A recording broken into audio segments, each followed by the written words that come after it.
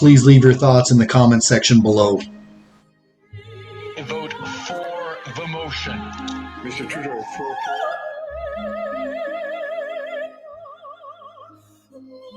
There seems to be an overabundance of wackos in the Canadian government these days, but who's behind them? Does capitalist democracy still work? That's the question being posed around kitchen tables.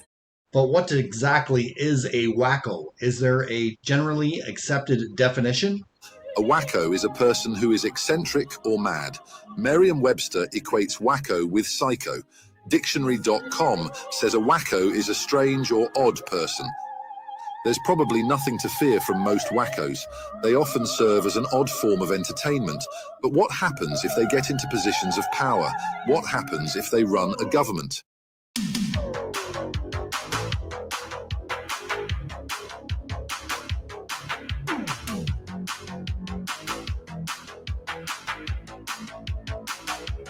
But is the Liberal government of Canada really comprised of wackos? Let's start with their leader, Justin Trudeau. He invented a new economic doctrine, wackonomics. The first rule of wackonomics: no math allowed. The economy is not numbers. The economy is people. What people pay. Pythagoras said, numbers rule the universe, but not to worry. Wackonomics overturns the numbers. I have an inability to handle small numbers and little calculations. You'll forgive me if I don't think about monetary policy. We're focused on Canadians. I'll let the bankers worry about the economy. But if you use your credit card to go back to school, or if you use your credit card, you go into debt to build an expansion on your house, that is how you grow a strong economy. Loser! And if you don't like the high tax inflation, oops. A lot of economists have been talking about the recession. And maybe don't forget to say a little prayer. What do you make of that, Krista? Well, I would say amen to raising taxes. If that doesn't work, here's Freeland's financial advice to pay your bills. Canadian families are looking really closely at all of their expenses. Let's cut that Disney Plus subscription. And the budget will balance itself. Then there is the vocabulary. Maternal love is the love that's going to change the future of mankind. So we'd like you to look we would like to say people kind, not necessarily mankind. Trudeau even reinvented the future of quantum mechanics with his own cerebral thoughts. We have to rethink elements as basic as space and time. In this wacko world, attempting to ban things has become second nature. Here are a few things wackos want to ban: gas-powered cars, plastic straws, and hunting rifles. There are some guns, yes, that we're going to have to take away from people who were using them to hunt. The good news is, wackos like Trudeau have no problem legalizing hard drugs. They will even make the taxpayer buy opioids for you. We've also ensured a better supply of artificial opiates. But remember, people, if you're going to snort hard drugs, do it in a sustainable way without a plastic straw. So how do these wackos look at the rest of the world? What do they really admire? There's a level of admiration I actually have for China, because their basic dictatorship.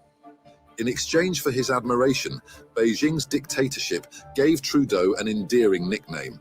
We're quite proud. The Prime Minister has been given a fond nickname in China. He is called Tudou, which I believe means potato. And I can't say the Chinese word, it's Xian Tudou, little potato, because his father, Pierre Elliott Tudou, was senior potato.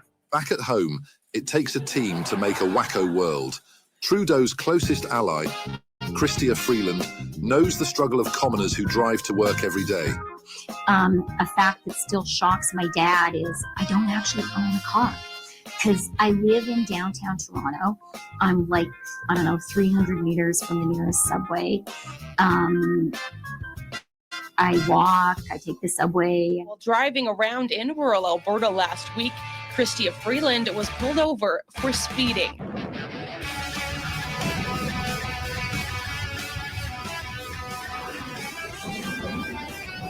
still shocks my dad is I don't actually own a car because I live in downtown Toronto. Then there's Carolyn Bennett, Trudeau's former health minister, who was the leading architect of creating government-funded opioid programs for addicts. This is the person Trudeau had running our healthcare program. So just stop it and save lives! Now the job goes to this wacko, Mark Holland. It's not unusual for him to get pissed off and go on wacko tirades. I have spent my entire life, as you have, fighting for the good in this world. And for you to accuse a good person of not caring about human life, shame on you. But good thing he knows how to let out all that energy.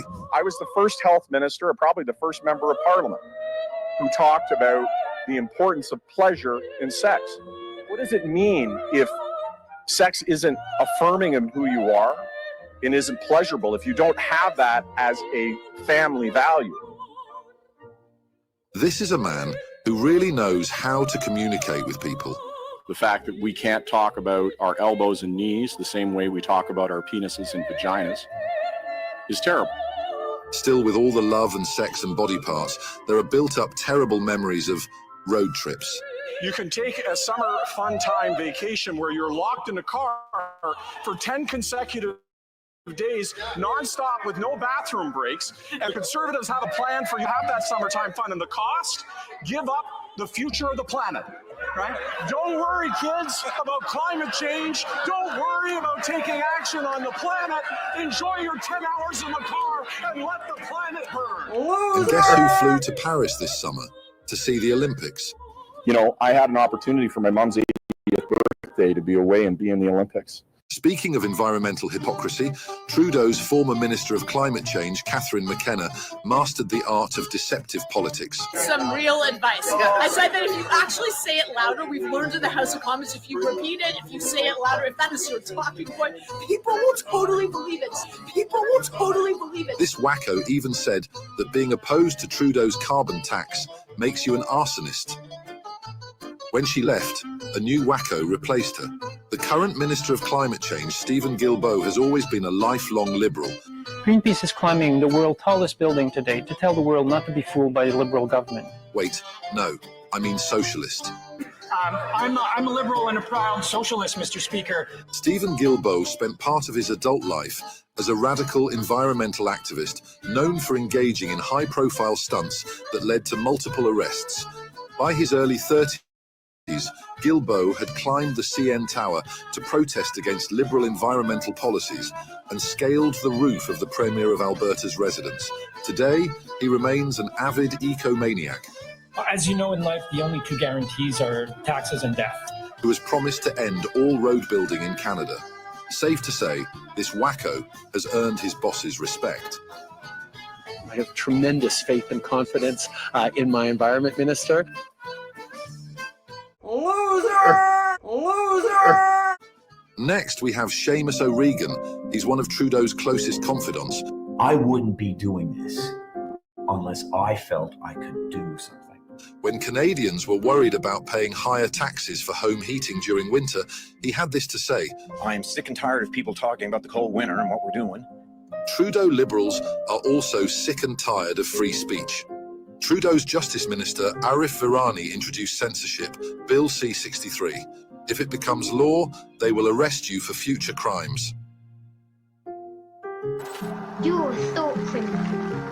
Even famous Liberal author Margaret Atwood called Trudeau's censorship laws creeping totalitarianism. Arresting someone for saying the wrong thing, that is wacko. Arresting them for something they have not yet even said, that is wacko on steroids. Have dinner plans.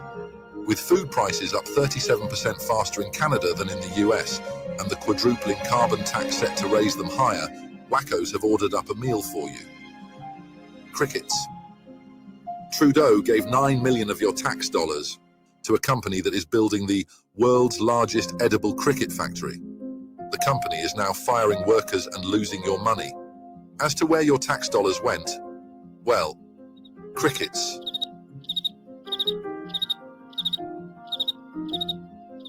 How do all these wackos end up in one government? And a Liberal member of Parliament was caught without clothes during the virtual House of Commons. They share a common need for validation from their leader, Justin Trudeau, the so-called patriarch of wackos. It's a classic case of birds of a feather flock together. As an adult, Trudeau dressed in blackface so many times he lost count. At 29, while he was a teacher and yearbook instructor, Trudeau made sure his blackface photos were included in the school yearbook. These actions suggest a lack of awareness or concern for incompetence that is a trait seemingly reflected in his leadership and the decisions of all the wackos around him. With these people in power, anything is possible. And so the saga continues, with a wacko government that mirrors the eccentricities of its leader as Trudeau attempts to hold on to power. The most outrageous moment for these wackos may still be on the horizon.